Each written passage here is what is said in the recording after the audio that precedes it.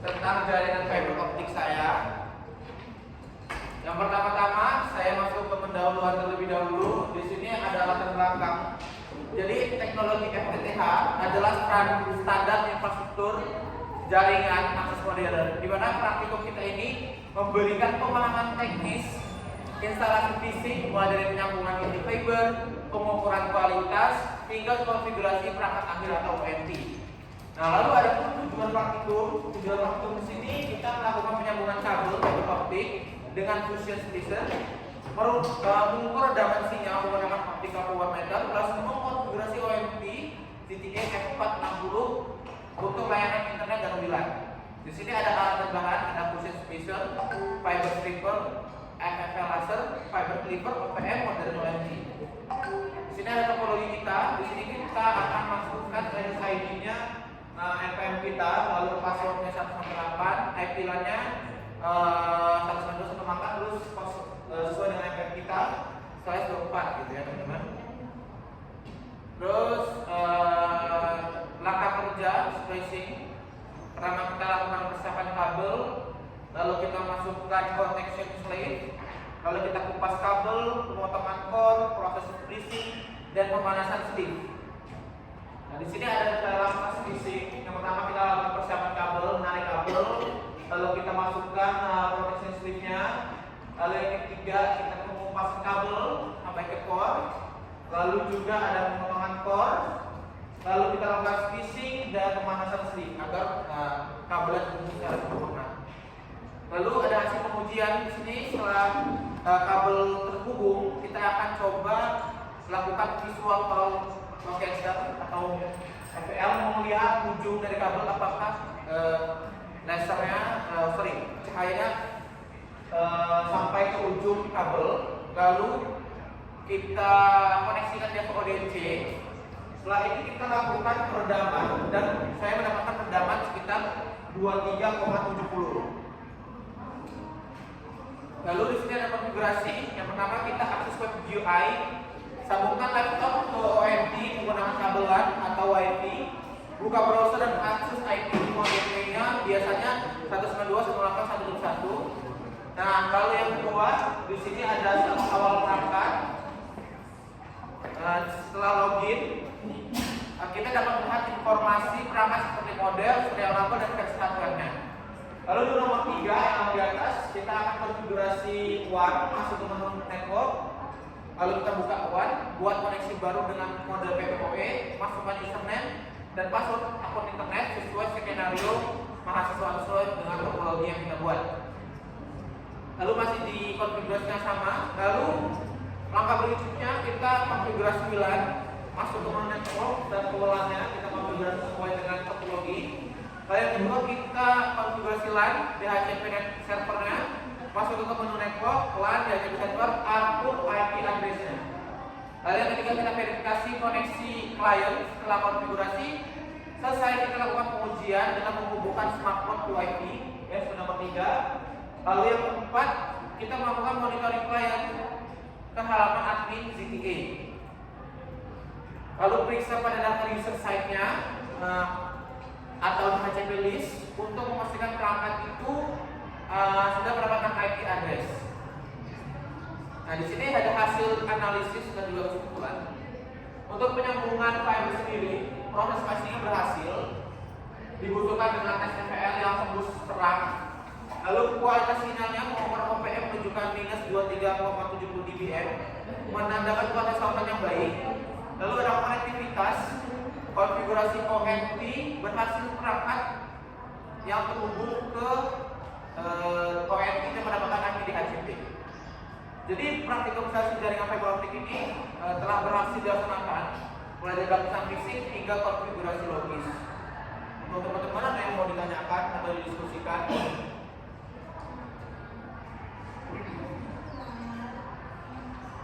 Ya, Feni.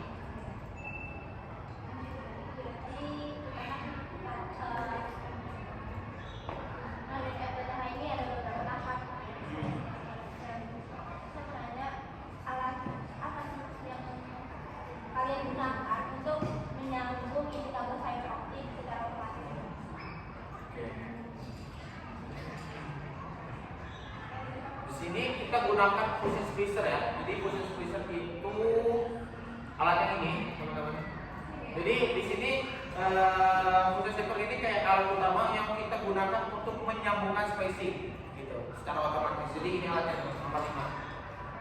Oke. Ini ada yang mau ditanyakan?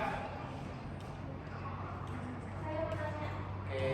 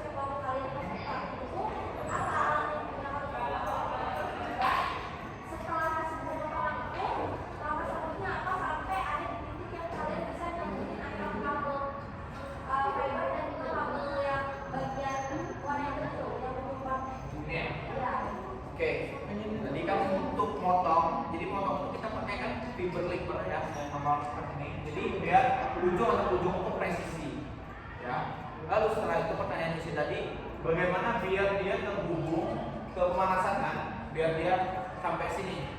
Lalu setelah itu kita tadi gunakan yang apa yang disebutkan yang saya kasih ke PD tadi, yaitu alatnya adalah fusion splicer yang dia akan secara otomatis presisi nyambungin. Setelah itu fusion splicer itu akan kita panaskan dan hasil hal tersebut akan membuat kabel menjadi terhubung kembali. Ada yang mau ditanyakan? Ya, Mas Wali, gimana Mas Wali? Ada yang mau ditanyakan?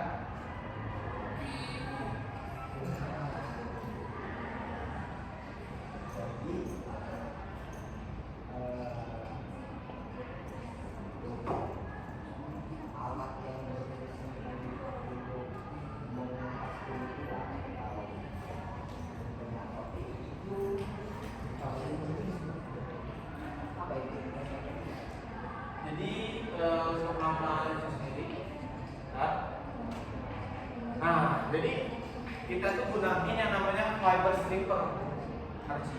Jadi dia tuh kayak tang khusus warna kuning ya. Kalau kita cek tuh dia di sini gambarnya. Yang warna kuning ini, nah jadi gunanya untuk umpas umpas pelindung core gitu. Oke, itu saja yang bisa saya sampaikan pada masalah ini. Apa?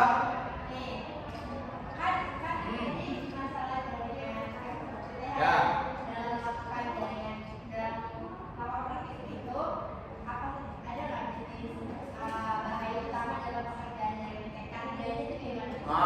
Ya, jadi untuk bahayanya apa aja? Jadi bahayanya itu ada banyak ya. Yang pertama, kita tuh harus pakai sarung tangan, teman-teman kan? Itu sarung tangan. Tadi gimana pertanyaannya? Kaki ya?